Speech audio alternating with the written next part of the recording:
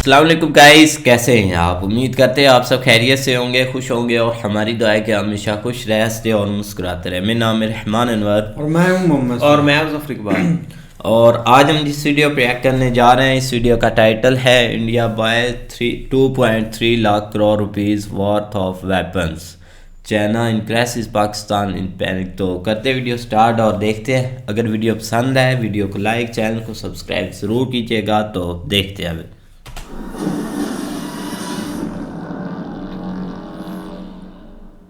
Gaza का बच गया बाजा और फिलिस्तीन का बच गया बीन।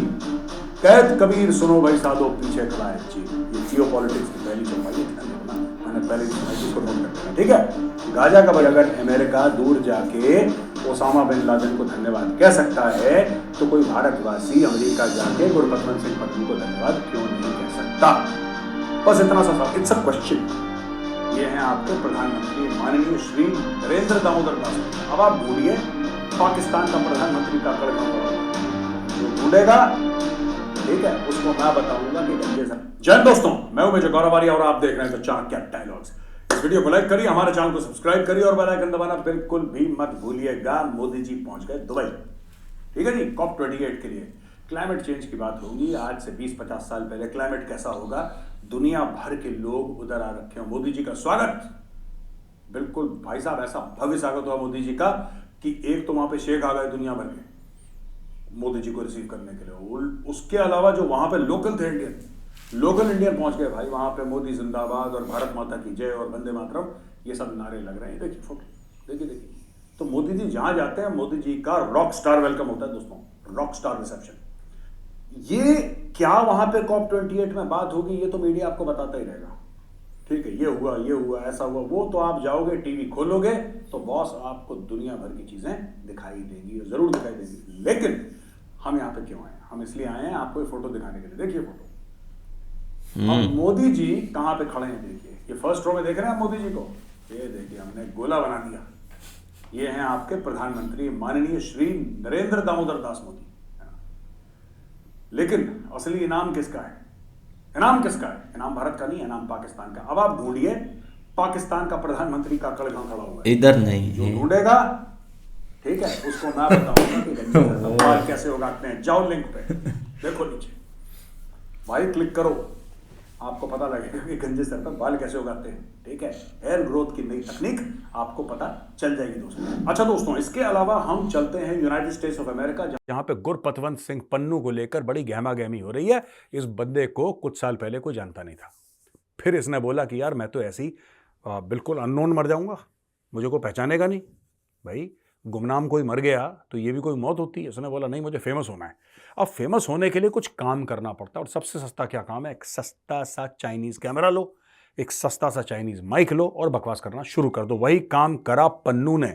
पन्नू ने क्या करा कि धमकी देना शुरू कर दी गंदी अंग्रेजी में, ठीक है। आप कभी पन्नू की इंग्लिश देखिएगा।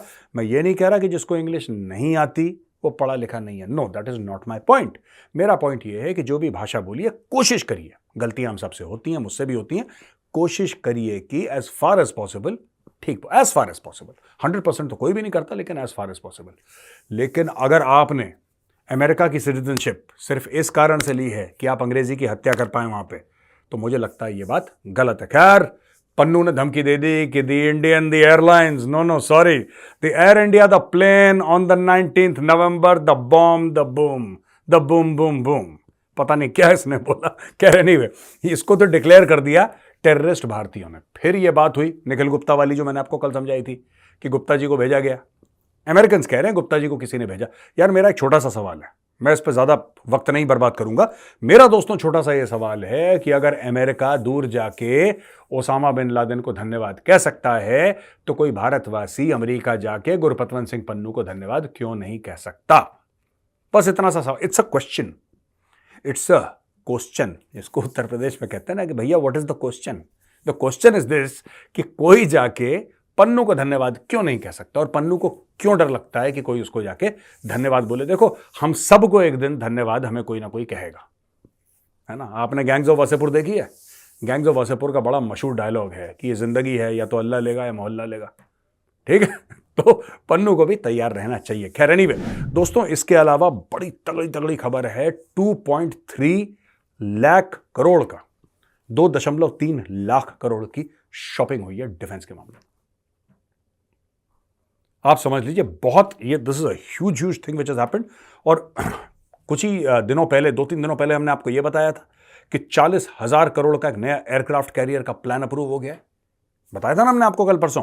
तो यही चीज है, बस अब जो हुआ है ये उसके अलावा हुआ है। ये देखिए, मैं आपको विस्तार से बताता हूं। देखिए, एलसीए तेजस जो हमारा बनाया हुआ एयरक्राफ्ट है भारत का, तो टोटल डिफेंस एक्विजिशन काउंसिल ने बोला है कि टोटल जो प्रोजेक्ट है वर्थ 2.23 लाख करोड़ है, 2.23 लाख करोड़, जिसमें से initial approval for procurement of 97 Tejas light combat aircraft और 156 प्रचंड कॉम्बैट हेलीकॉप्टर्स।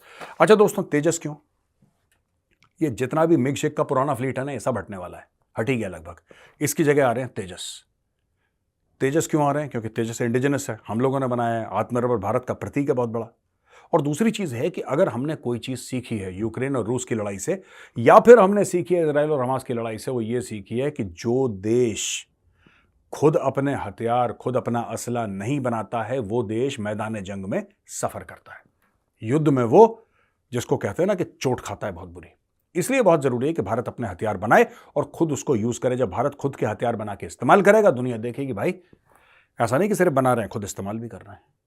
इसका मतलब इन लोगों को भरोसा है अपने वेपन्स प्लेटफॉर्म में, चलो भाई हमें भी आपसे खरीदना है। तो तेजस हैं 97 तेजस हैं, 156 प्रचंड। अच्छा, प्रचंड लाइट हेलीकॉप्टर है। इसकी एक खासियत है कि हाई अल्टीट्यूड से टेक ऑफ और लैंड कर सकता है। ये जैसे अपाची हमारे पास, ये फोटोग्राफ देखिए अपाची की ये खासियत है कि हैवी है, हैवी हेलीकॉप्टर गनशिप है। इसमें हेलफायर मिसाइल्स और टरट गन्स और दुनिया भर का तामझाम है, लेकिन ये इतना कामयाब नहीं है हाई ऑल्टीट्यूड के लिए। प्रचंड क्यों बना? प्रचंड का आइडिया सबसे पहले कहां से आया दोस्तों? ये आया कारगिल के युद्ध के बाद, क्योंकि कारगिल के समय हमारे पास हैवी रशियन हेलीकॉप्टर्स थे, बड़े हैवी। अब वो जैसे जैसे आप ऊपर जाते हैं ना, oxygen gets thinner and thinner and thinner. जैसे आप दिल्ली से आप लेह के लिए फ्लाइट पकड़ेंगे, जब लेह में आपके हवाई जहाज का दरवाजा खुलेगा, यू आर एट 12,000 फीट, और जब आप 12,000 फुट पे हैं तो 25 या 30% ऑक्सीजन आपको कम मिलेगी। अब जब वहां पे हवा कम होगी, ऑक्सीजन कम होगी, तो हेलीकॉप्टर को ऊपर उठने में और दिक्कत होगी। इसलिए हैवी हेलीकॉप्टर्स का फ्लाई करना थोड़ा सा मुश्किल हो जाता है। और यह बात हमें पता लगी कारगिल की लड़ाई में, क्योंकि पहली बार कारगिल की लड़ाई में जहां पे ऐसा मौका आया कि वहां पे एक एनिमी है जिसने डिफेंसेस पकड़ रखे हैं, जिसने संगड़ के पीछे या कोई पत्थरों के पीछे या बहुत उस जिसको कहते हैं कि रॉक फॉर्मेशंस के पीछे उसने अपने डिफेंसेस बनाए, फिर उतनी हाइट पे उड़ना, उनको एंगेज करना या ट्रूप्स को कवर देना, ये सब बड़ी मुश्किल सी चीजें हो जाती हैं। प्रचंड बना, प्रचंड आया, प्रचंड एक्सेप्ट करा। एयरफोर्स, नेवी, आर्मी ने भी, मुझे लगता है कि नेवी के पास भी प्रचंड हेलीकॉप्टर जाने ही जाने हैं, ट्राई सर्विसेज है वो। लेकिन सबसे बड़ी बात यह कि भारत ने इसको दिल से लगाया, इंडियन एयरफोर्स और इंडियन आर्मी ने इसको एक्सेप्ट कराया। अब प्रचंड भी आ रहे हैं इन अ मैसिव वे। तो देयर बी स्क्वाड्रन्स ऑफ प्रचंड के कई स्क्वाड्रन्स होने वाले हैं। ये देखिए साहब, इसके अलावा procurement of medium range anti ship missiles, ठीक है जी, medium range anti ship missile, इसकी बात भी हो गई है। इसके अलावा अपग्रेडिंग 84 सुखोई 30 फाइटर एयरक्राफ्ट, ये सब, ये 2.25 लाख करोड़ का जो पूरा गेम है ना दोस्तों, 2.25 लाख करोड़ का जो पूरा ये खरीदारी है, ये क्या हो रही है? इसमें देखिए, मैं फिर से आपको बताता हूं, 97 तेजस एयरक्राफ्ट हैं, 156 प्रचंड हैं, इसके अलावा medium range anti ship missile हैं, 84 सुखोई 30 जो ऑलरेडी हमारे पास, इसको हमने अपग्रेड करना है। अच्छा, इसमें यह बताया गया है कि 98% यानी कि 98% ये जो खर्चा है ये भारत में ही होगा। अब आप देख लीजिए मैं क्या बोल रहा हूं आपसे, 98% इसका, यानी कि 100 रुपए में 98 रुपए, यानी कि 1 रुपए में 98 पैसे भारत में खर्च होंगे। इससे हो गया क्या दोस्तों? ये जानना बहुत जरूरी है, क्योंकि जब हम बात करते हैं ना कि हम इस तरीके से ये करेंगे और भारत से लेंगे, नहीं, इंपोर्ट से क्यों नहीं कर लेते? देखिए, एक तो जब तक आपके पास खुद का इकोसिस्टम नहीं होगा, आप लड़ाई नहीं लड़ सकते लॉन्ग टर्म। हफ्ता 10 दिन 15 दिन लड़ लो, बाद में दिक्कत होगी आपको। तो आपको खुद का एक तो अपना इकोसिस्टम चाहिए। भारत अपना आत्मनिर्भर भारत के तहत अपना इकोसिस्टम बना रहा है, ये हुई पहली बात। दूसरी चीज, उससे क्या होगा कि जब आप इतना मोटा पैसा, है ना, 20-25 अरब जितना भी बनता है ये, जब आप भारत के अंदर खर्च करेंगे, भारत के अंदर when you spend this kind of money. तो आप ये मत सोचिएगा कि प्रचंड है या तेजस है वो सिर्फ HAL बना रहा है, Hindustan aeronautics, no, not at all. वो तो फाइनल मैन्युफैक्चर कर रहे हैं, लेकिन इनके OEMs हैं, इनकी पूरी सप्लाई चेन है, इसके हजारों लाखों पुर्जे हर हर जगह। हो सकता है कि कोई नोएडा में एक फैक्ट्री हो जो प्रचंड का कोई एक पार्ट बना रही हो, जो बेच रही हो HAL को। हो सकता है कानपुर में दूसरी फैक्ट्री हो सकता है चेन्नई में तीसरी फैक्ट्री हो, बेंगलोर में चौथी हो सकता है केरल में 5वीं फैक्ट्री हो। इस तरीके से हजारों फैक्ट्री हिंदुस्तान में होंगी जो तेजस के पुर्जे या फिर प्रचंड के पुर्जे, और सबको बिजनेस मिलेगा, खुशहाली बढ़ेगी, एक इकोसिस्टम तैयार होगा कि now India will be recognised as one of the players in the world who has their own helicopter gunship and own fighter aircraft, जो कि इंडिजिनस है। समझ रहे हैं दोस्तों? अब इसमें आप मिला लो 40,000 करोड़ और ऊपर से। कौन से 40,000 करोड़? जिसका 3rd एयरक्राफ्ट कैरियर का अनाउंसमेंट करा था। अब आप समझो, एयरक्राफ्ट कैरियर स्टील कहीं से आ रहा है? अगर वो कोचिन शिपयार्ड में बन रहा है, जो कोचिन साउथ इंडिया में है, कोचिन में बन रहा है, तो आपको क्या लगता है स्टील भी कोचिनी में उसकी खान थोड़ना है वहां पे लोहे की? वो तो कहीं और से आ रहा है। वो जो लोहा है वो कहीं और से आ रहा है, उसकी स्मेल्टिंग या उसका प्योरिफिकेशन या जो स्टील बनेगा वो कहीं और हो रहा है। फिर उसके बाद उसके जो पुर्जे हैं, कई इसमें इलेक्ट्रॉनिक पार्ट हैं, सॉफ्टवेयर है, हार्डवेयर है, दुनिया भर का, ये तो पूरे हिंदुस्तान भर में फैला हुआ है। तो आप समझ लीजिए कि इतना पैसा जब सरकार डालेगी वापस अपनी इंडस्ट्री में, तो डिफेंस प्रोडक्शन किस लेवल पे चला जाएगा। एक ज़माने में सारी चीज़ें इंपोर्ट होती थी दोस्तों, अब सारी की सारी चीज़ें भारत में बन रही हैं, और 90% कोशिश करी जा रही है कि भारत में, आपको पता है, नेगेटिव लिस्ट में डाल दिया इंडियन आर्मी ने कई सारी चीज़ों को। जो एक ज़माना था जब कहते थे अच्छा क्या चाहिए, अच्छा इंपोर्ट करो, जाओ बाहर से, विदेश से चेक काटो और अंग्रेज से मंगवाओ, बाहर अमेरिका से मंगाओ, जर्मनी से मंगाओ, फलाना। आज की तारीख में सरकार ने बात करी, इंडियन आर्मी ने बोला सरकार को कि sir we agree with you, बिल्कुल आप ठीक कह रहे हो, हम आपके साथ हैं बिल्कुल। सरकार ने पूछा फिर भारतीय सेना से, कोई दिक्कत तो नहीं आपको? क्या दिक्कत है? कोई दिक्कत नहीं है, वेरी गुड, करो, देश के अंदर बनाओ। तो सबने मिलकर यह प्लान बनाया है कि जो भी असला बनेगा, जो भी हथियार बनेगा, जो भी बारूद बनेगा, भारत के अंदर बनेगा। आप समझ लीजिए कितना बड़ा काम है दोस्तों ये। US secretary of state Antony Blinken ने इजराइल को बोला है कि इंटरनेशनल लॉ यानी कि अंतर्राष्ट्रीय कानून की इजराइल इज्जत करे, और बोला है कि जो सिविलियन हैं उनको बख्श दे जो हमास के खिलाफ लड़ाई है। अच्छा देखिए, हमास वाले कोई वर्दी तो पहनते नहीं है, ठीक है जी, उनकी कोई वर्दी तो है नहीं, कुछ आ जाते हैं अजीब सा कॉम्बैट ड्रेस पहन के, सर पे नीला पीला हरा कपड़ा, लेकिन बाकी उनकी कोई वर्दी नहीं, हो तो टेररिस्ट ग्रुप है। तो बहुत मुश्किल है आइडेंटिफाई करना कि भाई कैसा कौन है, क्या है। It's very difficult to identify. और टेररिज्म में सबसे बड़ा जो एंटी टेररिज्म ऑपरेशन होते हैं ना दोस्तों, उसमें सबसे बड़ी बात क्या होती है? सबसे बड़ी बात यही होती है कि यू डू नॉट नो ये बंदा है कौन यार। हर एक टेररिस्ट की फोटो नहीं होती आपको। कल एक लड़का लिया, आपने उसको ट्रेन करा, आपने उसको जिहादी बना दिया, उसको आपने बोला कि नहीं तूने जन्नत जाना है, तेरे को 72 हूरें मिलेंगी, उसने बोला थैंक यू सर, वो आ गया AK-47 लेके, भरी भीड़ में उसने खोल दी, 30 राउंड मार दिए उसने, एक मैगजीन खाली कर दी, 15-20 लोग मर गए। तब आपको तो पता ही नहीं हो करने वाला ये। ऐसे हमास में भी कई सारे लोग हैं। अब ब्लिंकन का ये कहना कि आप ध्यान दो, मुझे देखिए बात उसने कोई गलत नहीं करी, मैं ये कह रहा हूं जो बच्चे हैं, जो बुजुर्ग हैं, जो नॉन कॉम्बैटेंट्स हैं, उनको नहीं मारना चाहिए, तो मैं भी कहता हूं, लेकिन अमेरिका सलाह देने में एक्सपर्ट है। अमेरिका खुद, अमेरिका ने कुछ करा ऐसा? आप एक बात बताइए, आज तक अमेरिका तो ऐसा कलाकार है, यहां पे तो लोग नेतन्याहू को गालियां दे रहे हैं, उल्टी सीधी बात कह रहे हैं नेतन्याहू को, तुमने ये कर दिया, तुमने ये कर दिया। अमेरिका ने क्या करा आपको पता है? अमेरिका का एक राष्ट्रपति था जिसका नाम था बराक ओबामा, बड़ा मशहूर साहब, बहुत बढ़िया बोलने वाला। बराक ओबामा वो इतना सही आदमी था, मैं आपको बताता हूं। उसने करी अमन और शांति की बात, उसने करी अमन शांति की, वो हर समय अमन शांति की बात करता था। अमन शांति की बात कर करके उसने हजारों लोग मरवा दिए। उसने बोला करो ड्रोन स्ट्राइक, पूरी वेडिंग पार्टी यानी कि बारात की बारात वाइप आउट, 2 हेलफायर मारे, पूरी 50 लोगों की बारात, 30 लोगों की बारात गायब। अफगानिस्तान में, पाकिस्तान में कितना उसने ऐसे गंदे काम करवाए हैं, और इतने हजारों लोगों को मरवाने के बाद, डायरेक्ट हुक्म देने के बाद, हजारों लोगों को मरवाने के बाद, लाखों करोड़ों लोगों को बेघर करने के बाद, और देश के देश डिस्ट्रॉय, तितर बितर करने के बाद, अस्त व्यस्त करने के बाद, भाई गए और भाई ने नोबेल पीस प्राइज ग्रहण करा और बोला मैं शांति का मसीहा हूं। तो भाई साहब ये स्टोरी अमेरिका की कैसी लगी आपको, ये बताइए जरा कमेंट्स में, कैसी लगी अमेरिका की कहानी। तो अमेरिका मारे, अमेरिका बेबुनियाद पिटाई करे किसी की। अगर उसको मारा है राजेश ने तो रमेश का सर तोड़ दे। अमेरिका ये काम करता है। आप सोचो, जो हाईजैकर थे, जिन्होंने 9/11 करा था, वो सऊदी थे। अमेरिका घुस गया इराक में, अब इराक का क्या लेने देना सऊदी से, अमेरिका ही जाने। पूरे मुल्क को बर्बाद कर दिया, सद्दाम को फांसी दे दी उसने, फांसी दे सकता था।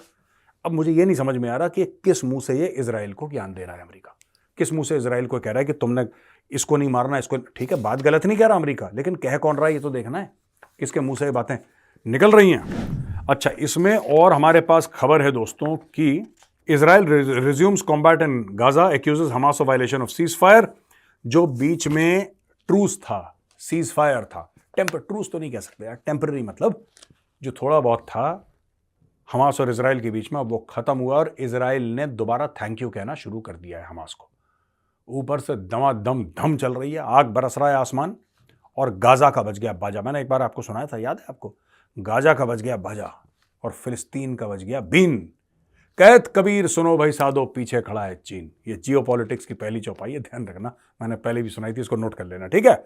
गाजा का बज गया बाजा, फिलिस्तीन का बज गया बीन। कहत कबीर सुनो भाई साधो, पीछे खड़ा है चीन। ये सब चीन करवा रहा है। ओके, नाउ इजराइल ने ये जो हॉस्टेज क्राइसिस था, ये सब अदल बदल करे, ये करा वो करा इजराइल ने, और अंत में क्या हुआ? इजराइल ने भलमनसाहत में अच्छा दिल दिखाते हुए बोला कि ठीक है, आप भी ले लो प्रिजनर, हमें भी दे दो। लेकिन फिलिस्तीनियों ने क्या करा? फिलिस्तीनी आए, एक का नाम था मुराद और दूसरे का नाम था इब्राहिम, ठीक है जी? ये पूर्वी जेरूसलम के रहने वाले दो फिलिस्तीनी, और तीसरे का नाम इन्होंने बताया नहीं है। ये आए वेस्ट जेरूसलम में, और वेस्ट जेरूसलम आने के बाद इन्होंने 3 इजराइलियों को मार दिया, जिसमें कि रबाई एलीमेलेक वेसरमैन था 73 साल का, इसका कोई लेना देना नहीं। हैना एफरगन, ये 60 साल की बुढ़िया थी। एक 73 साल का बुजुर्ग, एक 60 साल की बुढ़िया, और लिविया डिकमन एक और लेडी थी, औरत को। तो इन्होंने 2 औरतों को और एक बुजुर्ग को मार दिया। भैया ऐसे थोड़ा ना मुजाहिदीन कहलाते हैं, आप हल्का समझ रहे हैं उनको? ये मुजाहिदीन है भाई, ये गाजी हैं, ठीक है? ये अपने मजहब का परचम लहरा रहे हैं। इंशाल्लाह उन्होंने एक बुढ़े को मार दिया, कितने मेहनत का काम करा देखो। तो वहां पे जो ऑफ ड्यूटी सोल्जर्स थे और एक सिविलियन था, इन्होंने फटाफट कार्रवाई करी और अटैकर्स को न्यूट्रलाइज करा। हमास ने बोला है कि हमने काम करा है, क्योंकि इजराइल ने जुल्म करा था गाजा में, इसलिए हमने इजराइल के खिलाफ कार्रवाई कर दी है। तो दोस्तों, ये थी स्टोरी इजराइल की और गाजा की, किस तरीके से हमास वाले, ठीक है, बुजुर्गों को, महिलाओं को, ये किसी को नहीं छोड़ते। फिर जब इनको मार पड़ती है तो इनसे बड़ा विक्टिम कार्ड कोई नहीं प्ले करता। आज मैं इजराइल को कह रहा हूं कि इतनी आग बरसाओ, इतनी आग बरसाओ, इतनी आग बरसाओ कि गाजा धू धू हो जाए, ठीक है? ऐसा लगे कि माइक्रोवेव को 60 मिनट के लिए किसी ने ऑन कर दिया, बनने दो अंदर popcorn, they deserve it, I am telling you. इनको जब तक मार मार के हमास वालों को सुअर नहीं बनाओगे, ये मानने नहीं वाले दोस्तों। और इजराइल को करना चाहिए, don't just press the accelerator, stand on it, ठीक है? बहुत ये गैप क्या हो रहा है कि 7-8 दिन का, या बीच में छुट्टी मिल गई लोगों को और बोला कि नहीं ठीक है कोई बात नहीं, प्रिजनर एक्सचेंज हो रहा है, प्रिजनर ऑफ वॉर एक्सचेंज हो रहा है, ये हॉस्टेज फलाना ये ढिमका। इससे क्या हुआ कि this gave time to Hamas to regroup. जब भी थोड़ा बहुत शांतिकाल की बात होती है, जब भी सीज फायर की बात होती है, तो जो पार्टियां हैं वो रीग्रुप करती हैं। एमुनेशन की कमी, सप्लाईज की कमी, खाने की कमी, बारूद की कमी, पानी की कमी, जो हमारे चोट लगे हैं, जो चोटिल हैं, उनको बाहर भेजो, फ्रेश लड़के अंदर। ये सब कब होता है? सीज फायर में होता है ये सब। हमास ने यही काम करा। हमास होस्टेज ले ही इसलिए गया था क्योंकि हमास इतना लड़ चुका है इजराइल से, उसको पता था कि इजरायली हमास को तो कोई फर्क नहीं पड़ता, पैलेस्टीनियन उनकी तरफ से कल मरते हैं, आज मरें, आज मरते हैं, अभी मरें, उनको कोई फर्क नहीं पड़ता। लेकिन इजरायलियों को एक भी यहूदी या एक भी इजरायली सिटीजन गया तो फिर उनको दिक्कत होती है, इजरायलियों को बहुत ज़्यादा दिक्कत होती है। इनको पता था, ये ले ही इसलिए गए, एक तो अपने आप को प्रोटेक्ट करने के लिए, क्योंकि इनकी आदत है भाई, हमास की तो यही आदत है, औरतों और बच्चों के पीछे लड़ना, नॉन कॉम्बैटेंट्स के पीछे लड़ना। यही तो हमास कर रहा है, यही तो हमास करता चला है आज तक। तो हमास ने यही करा, 200-250 ये लोग ले गए बंदे अपने आप को बचाने के लिए। उनको पता था कि सीज फायर होगा, जब लड़ाई होगी सीज फायर होगा तो इनको वापस देंगे और समय खरीदेंगे, फिर लड़ेंगे। यही काम हमास कर रहा है। तो दोस्तों, यहाँ पे वीडियो होता है खत्म। अब हम आते हैं क्वेश्चन एंड आंसर्स पर। है गाइस, तो बिल्कुल आज वीडियो का स्टार्ट काफ़ी अच्छा किया है मेजर साहब ने। सबसे पहले तो दो ऐसे बंदों के उन्होंने नाम बता दिए हैं जो एक बहुत बड़ी लिस्ट में है। पहला तो पन्नू है और दूसरा काकड़ साहब है जिसको उन्होंने इधर कोने पर खड़ा किया हुआ था। यार कोई शक नहीं, एक पन्नू ने ऐसे अगर लफ्ज़ बोले हैं, वो एक खुले आम देता है धमकियाँ, तो फिर इंडियन गवर्नमेंट का हक बनता है। जैसे पहले बाकियों को कोई आकर हेलो बोल देता है, कोई मोटरसाइकिल पर आता है, कोई एक निकलते हुए मार देता है, तो अब इंडियन गवर्नमेंट को तो हक है इस चीज़ का कि वो कोई ना कोई स्टेप लें। उनको तो अपनी सिक्योरिटी थ्रेट जब होंगे तब तो वो तब वो एक्शन ज़रूर लेंगे। और यही चीज़ हुई है कि अब थोड़ा एक्शन की तरफ आए हैं तो हर तरफ से चीखें हंकार है, पता नहीं क्या क्या निकलने लग गई है। और कल की न्यूज़ यही चल रही थी, सिर्फ पन्नू पारी के उसको किसी ने पता नहीं क्या करने की कोशिश की, या उसके पीछे कोई लग गए हैं, या उसको भी वो धमकियाँ आ रही हैं। तो लगता है कि जल्दी जल्दी पन्नू साहब जो है ना वो भाई जाने वाले वो हैं। पहले भी धमकियों पर उतरा है लेकिन उसने किया कुछ भी नहीं। ना नहीं, अब इंडिया ने एक्शन लेना स्टार्ट और किया ना है ही ना उससे इधर कुछ से। हो पाता है। ये सही बात है कि मैक पकड़ता है और कैमरा और बस स्टार्ट कर देता है वो अंग्रेजों वाली अरबी। लेकिन अब क्या करे यार, बंदा है कि कुछ भी नहीं हो सकता। लेकिन भाई काकड़ साहब पर आए तो काकड़ साहब वाकई एक जलीलो रुसवा हो चुके हैं, उसको कोई पता नहीं है। एक जैसे बंदा है कि नहीं अनजान होता है, ऐसे सहरा में चलता फिरता, कोई बंदा पूछता नहीं है। काकड़ साहब वैसे दुबई में गए हैं, मुझे तो लगता है वो इसको एक ऊँटों की तरफ भेज देंगे, जा भाई चरा चुरा कर तुम्हें कुछ मिलेगा, दो पैसा दे दे बाबा। वो अरबी भाई मुंह ही नहीं इनको लगाते यकीन। यार लोग बोलते हैं कि इनको आगे वाली लाइन में पाकिस्तान को रखना चाहिए था, पीएम मोदी को क्यों खड़ा किया है? यार पीएम मोदी को देखो और खुद को देखो, अपनी औकात। जाकर ऐसे ऐसे करते हो, पीएम मोदी ऐसे ऐसे करते हैं, देते हैं चीज़ें, वहाँ से एक ट्रेड करते हैं। अब इतनी बड़ी तो ट्रेड उन्होंने बोला है कि एक और इधर इन्वेस्टमेंट। और यार इनको एक जो भी हो जाए, इनको वो शर्म नहीं आनी चाहिए, जो भी हो जाए नहीं, इतना भी ये कर लें, इससे क्या होना है? क्योंकि ये पी धोकर निचोड़ कर रगड़ कर पी गए हैं कि जो होता है हो जाए, हमें अपने काम से मतलब है। छीन मांगना नहीं छोड़ मांग इन्होंने फिर भी लेना है, उधर से कोई ना कोई चीज खींच कर लाएंगे, चाहे 2 घड़ियां ले आए। अच्छा, वो जो कॉन्ट्रैक्ट साइन करते हैं कि हमने $15 अरब के कॉन्ट्रैक्ट साइन किए, ये क्या कहानी होती है? कौन ये? हाँ, ये कल हमारी न्यूज़ ये चूरन देते हैं अपने आप को। $15 अरब के मुआहदे हो गए हैं भाई। वो हम तो मैं तो भाई 2 साल से सुन रहा हूँ, कभी दुबई करता है, कभी कुवैत करता है, लेकिन कोई वादा इधर कोई इन्वेस्टमेंट आई हो या उन्होंने कुछ किया वो बस ऐसे बातें। एक सही है, आप देखो ना हर मुल्क समझता है कि थोड़ा इनको मतलब कि इस रास्ते पर लाना कि हम चलो ट्रेड करते हैं, पाकिस्तान में इन्वेस्टमेंट करते हैं, तो वो चीज़ें एक मीडिया थोड़ा सा उछाल पुछा कर देता है, लेकिन एक प्रैक्टिकली उसमें कुछ भी नहीं होता। अब रात को भाई पीएम मोदी ने बोला है कि एक हाजा इधर कर रहा है इंडिया में, मतलब कि 4,500 तो वो होगी एक रियलिटी में, लेकिन इधर कख भी नहीं होना, बस ऐसे न्यूज़ में पता नहीं क्या क्या बोल देते हैं। नहीं, बिल्कुल ऐसा ही है। लेकिन ये कि भाई वेपन्स के हवाले से बात करें तो अब जो स्टेप इंडिया में लिया जा रहा है ना, ये बहुत इंपॉर्टेंट है। ठीक है, आप जब भी जंग में होते हैं तो कम से कम आपके पास अपने हथियार या अपना सिस्टम जो है ना वो ज़रूरी होता था कि आपको पता हो कि हमारे बैकअप पे क्या पड़ा हुआ है। क्योंकि आप पहले आप देखें ना, आज से 3, 4, 5 साल पहले, 3 साल पहले तो काफ़ी जो है ना वो रुझान यही था कि बाहर से इम्पोर्ट हर चीज़ बाहर से एक पुर्जा आता था। कभी हम कुछ सुन रहे थे S-400 आ रहा है, कभी जो है ना वो जहाज़ जो इन्होंने पेरिस से लिए थे वो फ्रांस से लिए थे वो आ रहे हैं। मतलब डिफरेंट टाइप की चीज़ें जो है ना वो सुनने को मिलती थी। लेकिन अब जब से जो है ना वो अपनी कोशिश की है तो थोड़ा सा सीन जो है ना वो चेंज हो गया, जिसमें INS विक्रांत सबसे बड़ा एक स्टेप था वो लिया गया। अब उसके बाद ये तेजस वाला सीन जो हुआ है ये भी एक छोटी मोटी चीज़ नहीं है। फिर प्रचंड के ऊपर आए हेलीकॉप्टर छोटे, इनके ऊपर आए, तो ये चीज़ें जो है ना वो अब थोड़ा सा जो है ना वो ज़ाहिर बात अपने फोर्सेस को इस चीज़ का हौसला हो जाता है या पता चल जाता है कि ये हमने शुरू से लेकर जो है ना वो एंड तक इसको कंप्लीट किया, कहाँ से इसको जो है ना वो रन करना, कहाँ पे इसको चलाना, ये सारी चीज़ों का हिसाब किताब जो है ना वो सामने आ जाता है। तो ये एक बहुत बड़ा स्टेप है इंडिया का, और आने वाले वक्त में इसमें मज़ीद जो है ना वो आप देखना कि आपको बेहतरी, क्योंकि अब उनकी कोशिश होगी कि हम थोड़ा सा स्पीड तेज़ करें, क्योंकि मेन होता है कुछ पॉइंट्स का पता चलना, वो अब इंडिया को पता चल चुका है। इंजीनियर्स को। तो अब आए दिन आपको नई से नई स्टोरी नहीं, जो मेड इन इंडिया वेपन है ना वो काफ़ी आपको भाई आगे एक हौसला देगा। हौसला इसलिए कि एक जब कंट्रियाँ डिमांड करेंगी एक लेने की,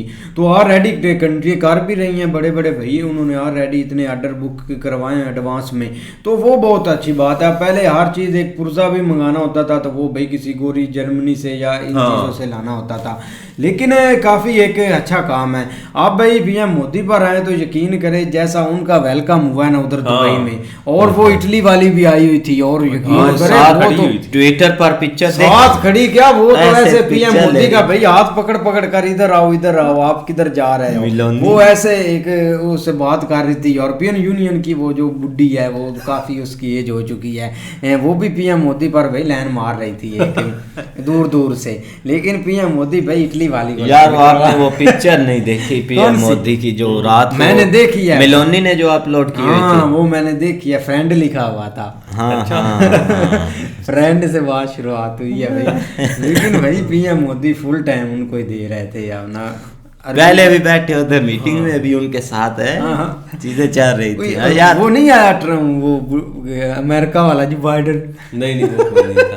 इसलिए तो भाई कुल्लम कुल्ला काम हो रहा। वो मूर्ख भी पीछे ही होता है, इधर से निकल आया इधर से चलता है, देखो वो कैसे ऐसे बंदा झुके नहीं ऐसे गिरते गिरते चलते चलते तो दबा गिरा बेचारा, कोई नहीं बुढ़ा हो एज ज्यादा हो गई। लेकिन फिर भी आप भाई हमास वाला सीन दोबारा स्टार्ट तो हो चुका है, लेकिन इससे हौसला जो लग रहा है ना वो हमास को काफ़ी हुआ है। उनको जो मतलब एक दफ़ा उन्होंने घबराया हुआ था ना इसराइल ने, वो थोड़ा सा सीन अब उनका चेंज हो चुका है। लेकिन फिर भी अब जो है ना वो मतलब जो होगी ना अब काल से जो स्टार्ट सीन हुआ है ना वो थोड़ा सा अब डिफरेंट टाइप का है, क्योंकि अब उन्होंने कोशिश करनी इनको जल्दी से जल्दी जो है ना वो किसी खुडे लाइन लगाए हैं। खुडे लाइन इतनी आसानी से नहीं लगेंगे, क्योंकि अभी उन्होंने पूरे हॉस्टेज भाई नहीं छोड़े हैं, 250-300 हॉस्टेज है अभी तो उन्होंने। अच्छा, जो इतना हालांकि इतना बड़ा मसला नहीं था, जो ये लेट हुई है ना या इतने दिन गुजर गए उसकी वजह भी वो हॉस्टेजेस हैं जो उन्होंने मतलब पकड़े हुए हैं। इसराइल की कोशिश होती है कि हम अपने जो है ना वो अपने बंदे को नुकसान ना ही होने दे, ना ही पहुंचाने दे किसी को। उनकी फर्स्ट ऑफ ऑल यही कोशिश है कि हम जो है ना वो किसी तरीके अपने जो लोग हैं ना उनको वापस ले, उसके बाद देखना 1-2-3 घंटे का काम है। नहीं वो सुरंगें वगैरह वो इतना कोई मसला नहीं है, उन्होंने बहुत सारी पकड़ी हुई भी है, लेकिन फिलहाल जो ना उनका यही है कि किसी तरीके हम लोग नहीं, जो एक सीज फायर का फायदा हुआ है ना वो एक हमास वालों को ही हुआ है और किसी को नहीं हुआ। तो यही हुआ है ना, उन्होंने अपने भाई जो एक कैदी थे वो भी काफी उन्होंने छुड़वाए हैं, इधर से उन्होंने एक जो हॉस्टेज है वो कुछ छोड़े हैं, लेकिन अभी तक उन्होंने कुछ रखे हुए भी हैं एक अपने आप को एक सेफ्टी के लिए। लेकिन ये जो हॉस्टेजेस उनके पास है ना वो काफी बुजुर्ग भी हैं, यंग भी हैं, सही भी। एक मैं लड़की देख रहा था वो बेचारी वो मतलब उसकी टांग नहीं थी या वो सही तरह से चल भी नहीं रही थी। तो इस तरह के लोग उन्होंने काफ़ी पकड़े हुए हैं ना, वो मतलब एक सिंपथी कह लें वो थोड़ी क्रिएट हो या।